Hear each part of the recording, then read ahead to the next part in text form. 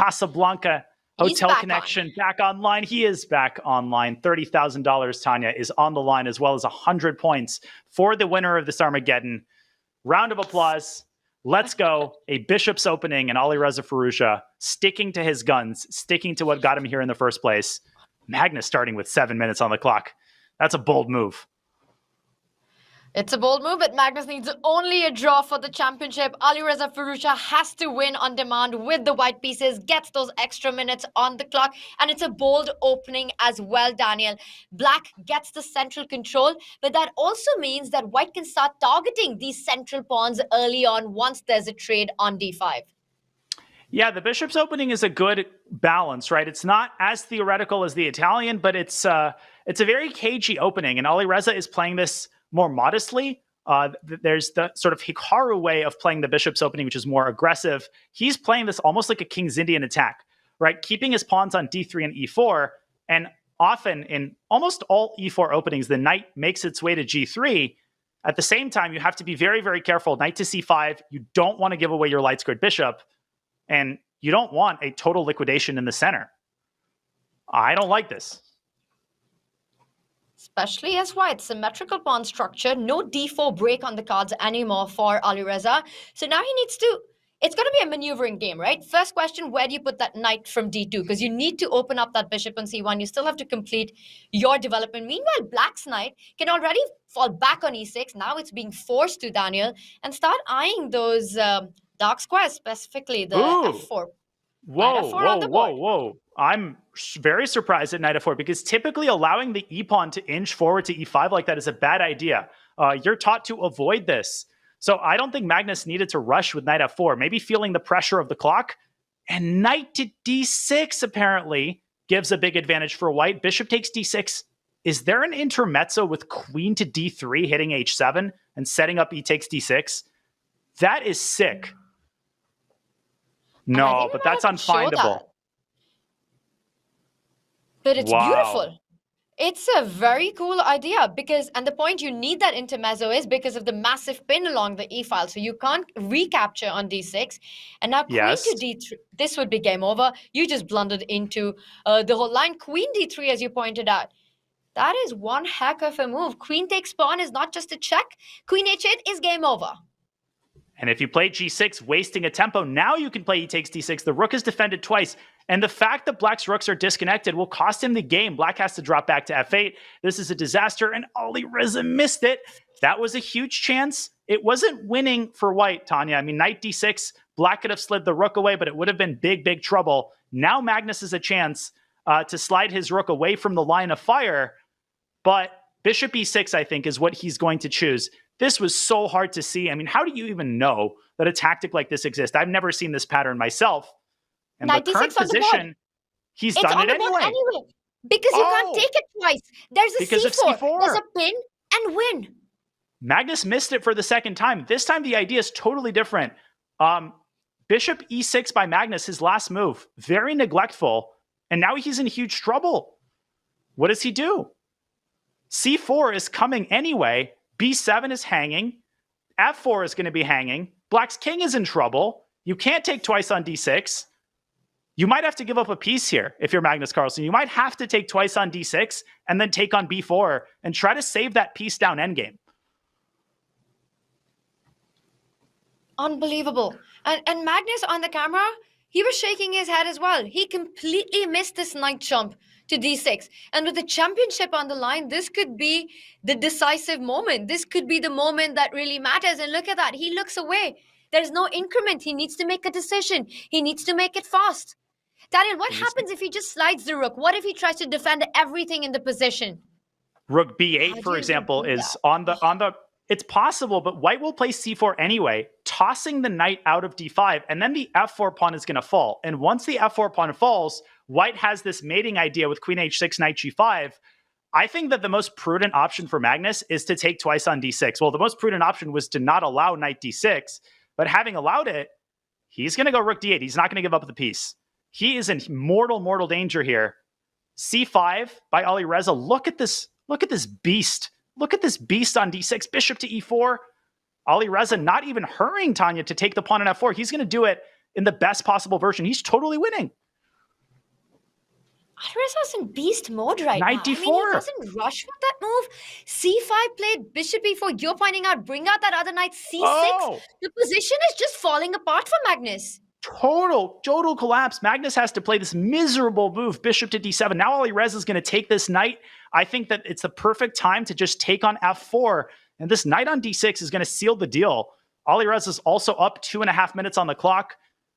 This game, Magnus is reeling. He's shocked right now, and Alireza is playing this perfectly. Rook b8, still fighting though. It's not over. It's never over when you're playing against Magnus, but look at the position. He's up a pawn. Look at those two knights. Yes, you've got the bishop pair is black, but there's no hope for the bishops so far. Completely killed by White's activity. Knight on d4, knight on d6, beautifully placed. At some point, the c pawn moves forward to c6. Daniel, it might even be possible right now. This is going from bad to worse, and look at the clock situation. Magnus touching the 4-minute mark. He's disgusted with his position.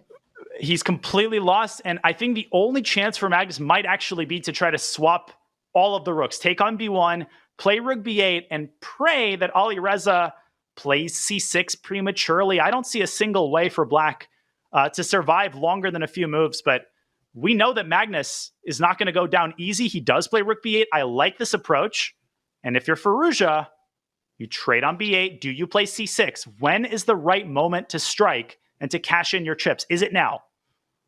Is it now? It's so tempting. It's so tempting to just start pushing this passer. There's no attack on it. You're hitting the bishop. You could also play really slow, because what does black want? What is Magnus's next move? Tanya, Greg Shahadi in the chat says, what we're all thinking, this is the worst position I have ever seen. It really might be. Black has no moves. You can play h4. You can play this Magnus style, right? Get your king to a better spot. But you don't want to overdo it. At some point, you need to cash in your chips. The position is not going to win itself. And I think Firouzja is calculating c6. Oh my God.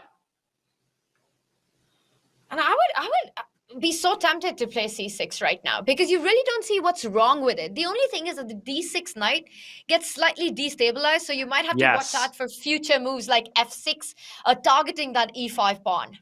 Knight f3 and c6. I thought bishop to e8 was a slightly annoying response.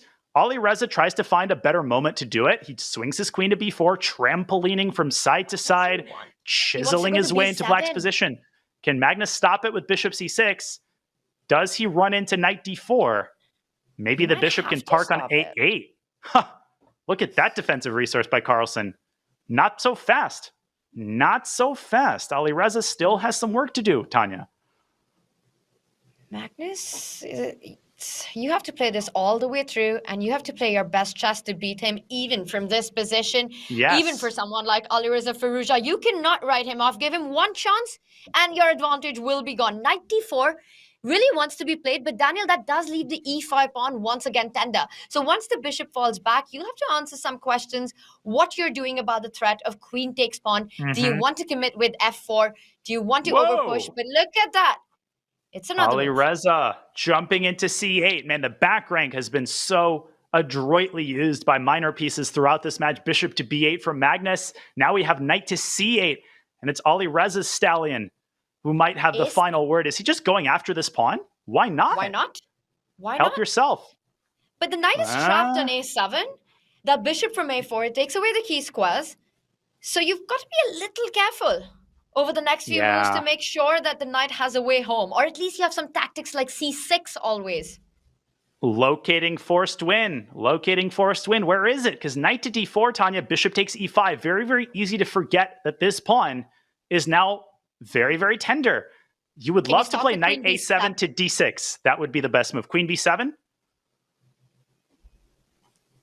Why not? That's got to be it. That's the secret sauce. Bishop. If you take the pawn on e5...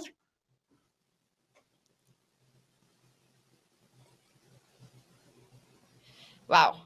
Daniel, as you're pointing out, queen b7 is an option. Knight d4, I think you're rushing in because the e5 pawn falls. And right now, Alireza is thinking it's good that he's paused. He's got a minute on the clock. He knows this is the critical moment. If he gets it right over the next couple of moves, he can blitz out the rest, well, bullet out the rest of the game. What are the chances of Magnus saving this one, Daniel?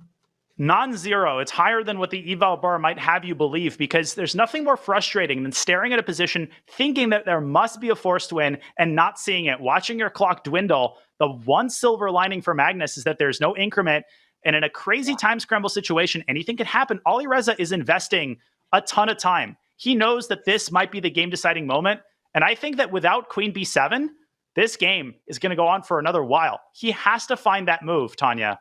If he doesn't find it, Magnus has a chance, and he's found it. He's going to bring the hammer down with c6 on the next move.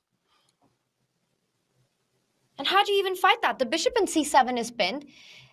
Knight d4 is always in the air. c6 is coming in. Magnus Carlsen is d4, feeling the c6, pressure right now. Queen d8, we've got moves. maybe. Queen d8, can you take on d4? Or can you go queen b4 and fork the bishop and the pawn? Now another pawn Very falls. nice. Magnus is going to be down 3 pawns. And the c-pawn's going to seal the deal. This is over. Now it's totally winning. The last time we said it, we saw a massive That's turnaround. right. So, Daniel, this match, you just can't call a result ever until it's over. But queen b4, the difference in these positions is that it's hard to see the compensation or even setting up of tricks as black. White's pieces and white's pawns are just dominating the position. Yeah, and the knight on a7 is safe. I would try bishop c2. If I'm Carlsen, I'm going to go bishop c2, queen takes d4. Keep the queens on the board. That's your only chance. If the queens come off the board, the c-pawn is going to seal the deal. But Tanya, queen takes d4, queen to b8. There is one more hurdle to cross for Alireza. Bishop to b6 becomes a threat. The knight on a7 still a little bit destabilized. So knight b5, another excellent move by Firouzja. Getting the knight out. Now, do you swap on c7? I think you do. And then you play knight takes d4 and you win the game.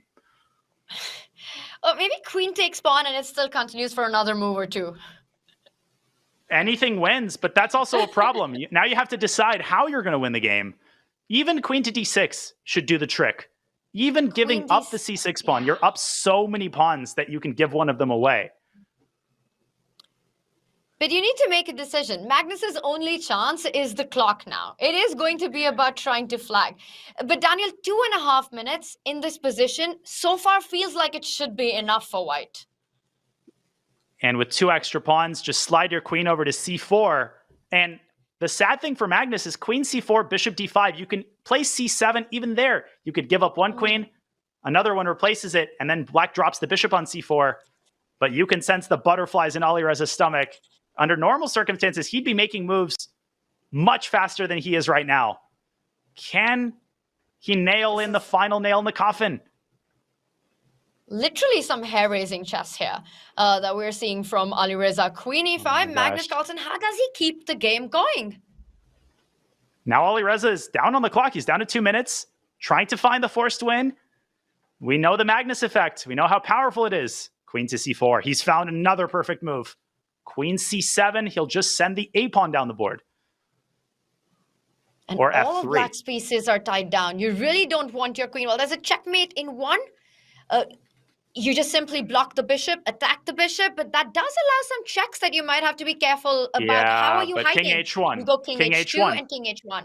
Or king h1, Zigzag. king h2. Zigzag, Tanya. Queen e1, king h2. The c-pawn is going to seal the deal. Magnus should try to give up the bishop, hope for a mouse slip, do something dirty, put your queen on pre. Try everything. The thing is, when your opponent's down to 20 seconds, you can try those tricks. But with Alireza having 2 minutes on the clock, Daniel, that's a lot of time. And it's Magnus who's actually lower than Alireza with 1 minute, 40 seconds right now, a dead lost position. This has been just a crazy championship match. And Alireza is the patriarch of dirty tricks and bullet. That's who I learned from.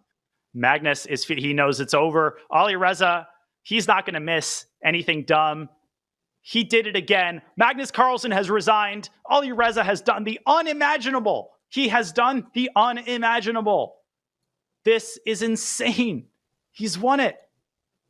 Alireza Firouzja is the champion of the Chess.com Classic. He does it by defeating the world number one, not in just one match. Thanks for watching Dark Sign Chess. Like, comment, and subscribe for more.